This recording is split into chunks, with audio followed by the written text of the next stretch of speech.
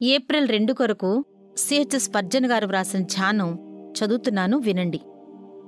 నీ అభివృద్ధి అందరికీ తేటగా కనపడు నిమిత్తము వీటిని మనస్కరించుము, వీటియందే సాధకము చేసుకొనుము. 1 తిమోతి 4:15 ఇది ఒక ఆజ్ఞలా కనిపిస్తున్నప్పటికీ నిజానికి ఇది ఒక వాగ్దానం. దీని ప్రకారం మన శ్రద్ధగా దేవుని వాక్యాన్ని సాధన చేస్తూ మన మనసంతా ప్రభువు పనికి అప్పగిస్తే అందరూ గుర్తించగలిగే అభివృద్ధిని మనం సాధించగలం. దేవుని వాక్యాన్ని గబగబా చదువుకుంటూ వెళ్ళిపోతే లాభమేమీ ఉండదు, కానీ లోతుగా ధ్యానిస్తే మనం ఎంతో ప్రయోజనం పొందగలం.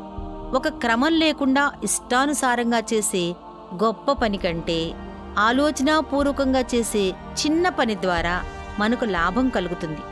ఏ కష్టం చేసినా లాభం కలుగుతుంది అని దేవుని వాక్యంలో ఉంది. అయితే హృదయపూర్వకంగా కాకుండా కంగారుగా చేసే ఏ పని వల్ల లాభం ఉండదు. ఒక ప్రక్క దేవుని సేవ చేస్తూ డబ్బు వెనక పరుగులెత్తేవారు, ఒక చేత్తో క్రీస్తు వాక్యాన్ని పట్టుకుని స్వార్థబుద్ధితో బ్రతికేవాళ్లు ఏమీ అభివృద్ధి సాధించలేరు. మనం పూర్తిగా పరిశుద్ధ కార్యాలకే అంకితం అయిపోవాలి. అలా కాకపోతే పరలోక కార్యకలాపాల్లో మనం వెనకబడిపోతాం. లెక్కలు చూసేటప్పుడు మనకి ఏ లాభాలు ఉండవు. నేనొక సేవకుణ్ణైతే నా శక్తియుక్తులు ప్రాధాన్యత లేని విషయాల కోసం ఖర్చు చేయకుండా పూర్తిగా సేవలోనే వినియోగించాలి.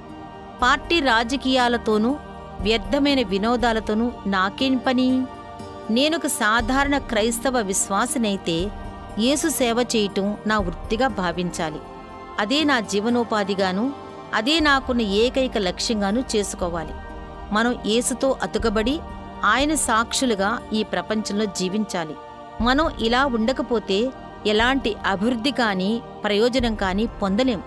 సంఘం కానీ సమాజం కానీ మనలో యేసుక్రీస్తు ఉన్నాడని గుర్తించలేరు.